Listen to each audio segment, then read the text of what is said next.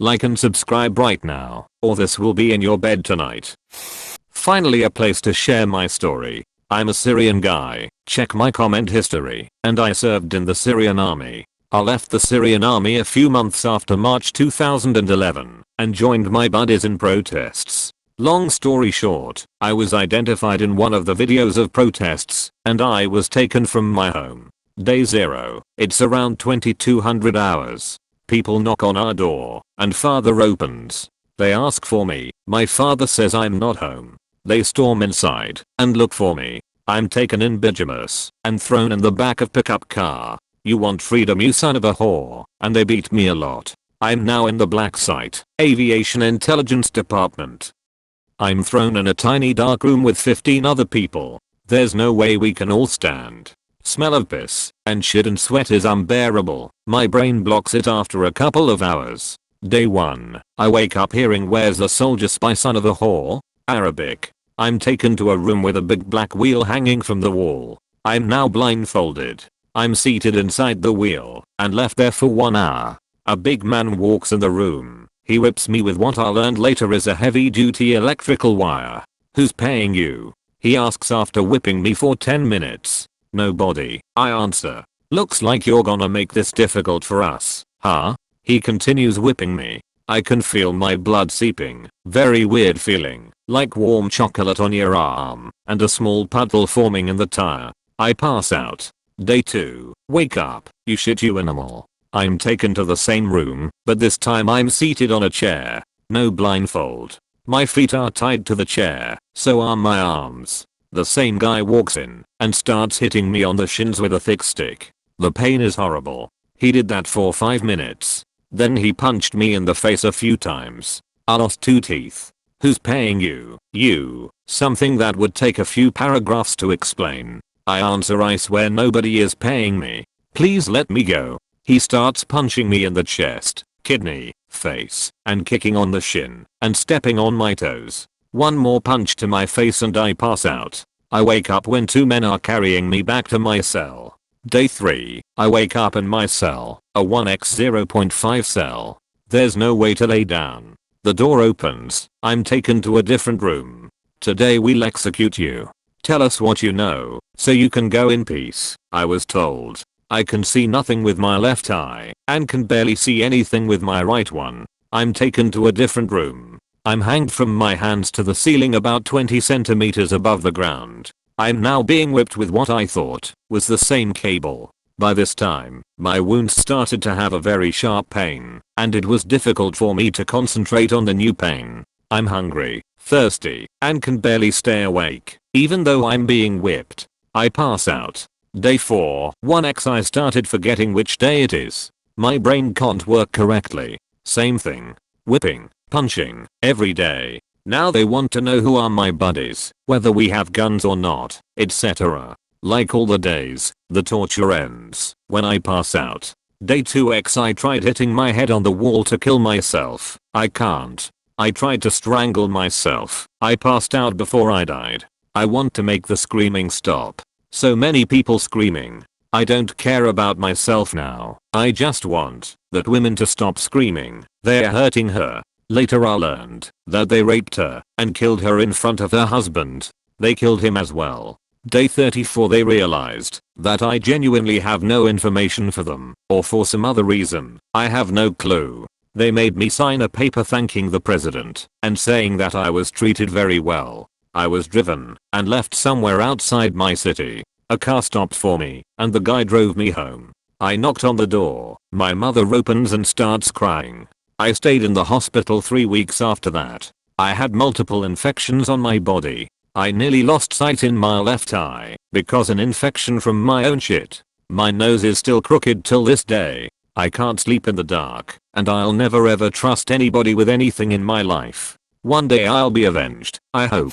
In 1st grade, I was just shy of 6, started kindergarten early. My teacher found a textbook that someone had written my name in repeatedly with a crayon. It was clearly the writing of a child. My name written the half-dozen times, from top to bottom on the inside back cover. My teacher accused me of doing it, but I had not. The more she accused me, the more I denied. The more I denied, the angrier she became. Soon she was screaming in my face, swearing at me, demanding that I confess, but I refused. We were sitting at the kind of desk where the top opens to reveal a storage area underneath for notebooks, pencils, etc. She told me to get my things out of the desk as I was to go to the principal's office. When I reach inside, she slammed my arms with the desktop, then asked if I was ready to confess. I refused, so she told me to get my things again. I didn't want to get my arms slammed again, so I refused. She demanded I get my things, and I continued to refuse.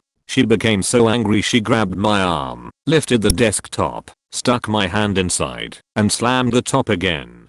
She repeated this about a dozen times, asking between each slam if I was ready to confess. I never did confess, and she eventually stopped when a number of other kids started crying. I told my parents what happened when I got home from school. There was a big stink at school the next day. I had to tell the story of what happened to a number of people. I never saw the teacher again. It really wasn't me who wrote in the book.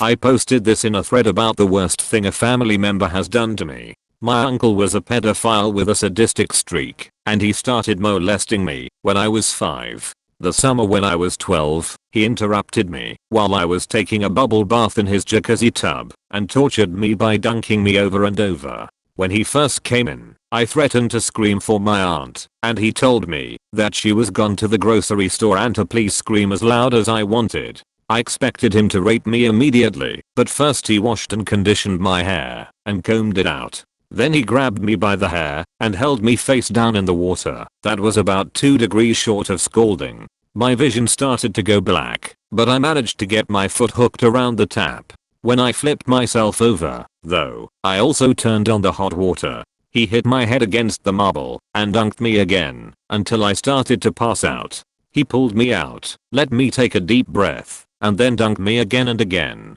There is nothing worse than being drowned. I thought I was going to die. I must have stopped breathing completely at some point, because when I woke up he was giving me CPR. I coughed up what felt like a gallon of soapy water, and then he raped me. Editing this into the original post, so people stop asking. I'm female. Please stop offering to kill my uncle. Your comments will just get deleted anyways. My uncle is alive and well. I guess I just said was because I haven't seen him in 11 years. I pushed it all to the back of my mind for the longest time. I pressed charges when I was 16, and the whole process was hell. I asked to be allowed to testify via video feed, but the prosecutor refused, saying that that was normally only done for children, and insisted that it would do me good to face him. They made me feel like I was weak, when really I was just aware of what I could and couldn't handle. I had terrible PTSD, crippling depression, and anxiety attacks, and all evidence was long gone. Plus I was a wild child as a teen, and there were some inconsistencies in my story, especially the parts that happened when I was very young. I knew the defense was going to rake me over the coals, and I was extremely reluctant to put myself through that when I was finally starting to heal. I didn't want revenge, I just wanted it to be over. The trial was pushed back over and over, and the district attorney's office kept reassigning the case to different prosecutors. The lawyer who ultimately closed the case was only assigned to it a week before jury selection, and the trial was scheduled to take place during finals week of my senior year of high school. When my mom called the DA's office the Friday before jury selection, we learned that just that morning he had pleaded no contest to injury to a child and got off with 5 years probation and a $500 fine. Apparently the new prosecutor had seen notes in the file indicating my reluctance to testify and decided to let him plea out without even calling us first. Since all he admitted to was giving me inappropriate massages, he doesn't have to register as a sex offender.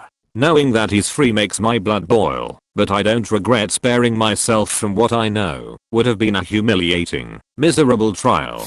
I made an account for this story and it's not one I usually share. I had the fortune of being born in the impoverished former Soviet Republic of Ukraine. When I was 5 in 1997 my tonsils swelled up, and I had severe trouble breathing, and my mother took me to the hospital to have my tonsils removed. I was 5, so I didn't understand, so I was relatively calm. This is 90s Ukraine, the equivalent of Great Depression America but worse. While hospitals often had trained and professional doctors, certain medical supplies were a rarity, including anesthesia. I was taken to a room, tied down, my mouth pried open, and my tonsils were removed. I don't remember how long it lasted, maybe 5 to 10 minutes, but at the end I remember I was covered in blood. The experience left me with a massive phobia of dentists. Every time I go to the dentist I'm on Valium, and even then I'm shaking and sweating uncontrollably. It's not something I usually share, because in America this kind of stuff only happens in Eli Roth films. While I remember some specific painful details, you'll have to forgive me, because they are not easy to reimagine or write down. Through some fluke and terrible luck I fell on a needle in the streets, and it lodged itself with an end in 2 different bones, requiring surgery to remove. It was considered an emergency surgery, and you can imagine the possible health hazards involved with this situation. The problem was that there was no anesthesiologist available, so they opened me up awake and conscious whilst cutting into my hand. Here comes the shocker. They let a rookie operate on me, and that moron was cutting through nerves in my hand while I was awake.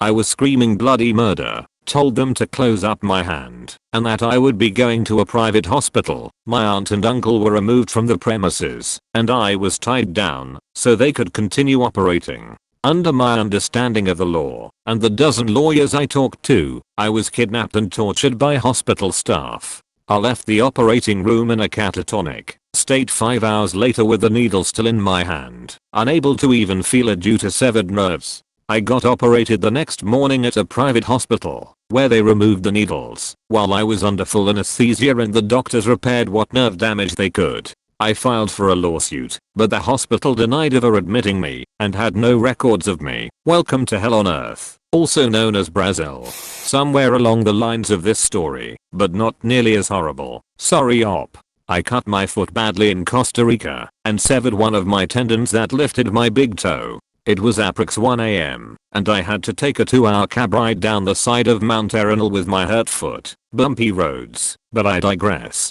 I then sat in a small hospital from 3 AM to 8 AM with absolutely no meds, no attention whatsoever for the doctor to arrive. Walks into room with a half buttoned up shirt and chest hair sprouting out of the top. I begin to beg him for pain meds, and he goes on a long rant about how Americans are pussies and I don't need any. He proceeds to suture off my leg and operate on my foot without even so much as local anesthesia. I can feel everything. 26 stitches and a fixed tendon later, I was sent out with children's Tylenol and some antibiotics. I was in so much pain I didn't piss for a day. 6 months later we found that the tendon had receded up my foot and surgery #2, which I was under the whole time for. I don't know if this counts, but my father used to pin me down then inflict pain on me until I screamed. He'd usually hold me in place, then grab a finger and bend it back, or squeeze my knee, kneecap, or wrist, or bear hug me until I felt like I was going to pass out. I guess it counts as torture, since pain was being inflicted on me purposefully against my will. He called it toughening me up. Little sister was sexually abused by him as well. Certainly not a good dad, yet he's an active Jehovah's Witness to this day. When I was very young, and I don't remember it in detail, I just have flashes here and there of the car and pipes and water and copper smells, which I assume was blood. I was kidnapped with my mother in our car. I was burned by cigarettes, cut on my face and genitals, was stomped and punched in the head. I watched my mother get hurt and raped. We were driven to the woods and then to a basement. My infant brother was getting hungry and screaming. He told us he'd kill him if he didn't stop crying. I remember him yelling shut up to him. Mum wasn't allowed to touch us, so I comforted him. He brought us to a bank to make Mum take money out, and she grabbed us and we ran. She went to houses bleeding until somebody helped us. He was driving around looking for us, I guess, when they found him. I've had a few runs with both physical and emotional torture. The emotional ones are honestly the worst. Let me tell you about how bad the physical was, so you can have a comparison. Do you remember being a toddler? And if so, vividly? Because this event feels like it happened this morning, and I may have been barely 3 years old. For some reason I was outside unsupervised at that age, and being just a little guy, I did what little guys who are mobile do. I toddled around exploring. In my adventures I made it to the street. I can remember hearing a yell behind me, then being lifted into the air and thrown. I flew what felt like 100 feet, probably like 10 to 15, and hit my head against a wooden fence post. I blacked out and came to a screaming burning pain in my back and butt. I was face down, placed over that same fence I had just hit, and I could see what I realize now was blood being flung down onto the grass like someone flinging paint off a paintbrush. It was my back and ass being sliced open by a metal belt buckle as my old man whipped me for running off. I was 3 years old, and I can still remember being unable to sit for at least a week without crying in agony. When I was 8, on a fishing trip, I made the mistake of eating a small bag of chips before my old man could have some. He packed me and my friends up, threw all our food into the pond, cuffed me as he threw me into the car, and the whole ride home he stared at me in the rearview mirror glaring, repeatedly telling me he was going to give me something to cry about when we got home. Dropped friends off. Then for the few miles home he'd occasionally reach back and slap or punch me in the face. Get home and he takes the fishing pole, still with the hook and lure and weights, and whipped me with it, so on occasion a barbed hook would catch and tear. This was one of the most painful things I can remember from years of physical abuse. Makes me wonder if I could hack a cat o' nine tails now, because that felt close to what I imagine that does. So that's the physical. The emotional makes that luck fun. I can't write the worst of it, but the one I will share was that I made the mistake of letting him know that I was petrified of the cellar at night. At like 10 years old, yeah, I was scared, and he used to toughen me up by making me sleep down there, no lights, for nights on end, an old unfinished cellar with shitty drafty windows and cold cement walls and floors. I would just scream from dusk till dawn. Now, as an adult, I've had only been able to get the piece of shit back once physically, when he made the mistake of threatening my mother while I was there. He never touched her, was always me as an only child that got the brunt of his rage, and I grabbed him by the throat and put him through our kitchen table and kicked the shit out of him. That was the last night of ever sleeping in my childhood home. I was 17. Now he has manuscript, walks with a cane, and no one in our family speaks to him much anymore. For final retribution, he has always wanted grandchildren, and while at one point I thought I had forgiven him, he tried to pick a fight with me recently, and I've since completely cut him out of our lives. He was literally waiting 4 years for grandkids. He's never even seen a picture of them, and never will. Thanks for watching. Greaseball, like and comment. Subscribe. I love you.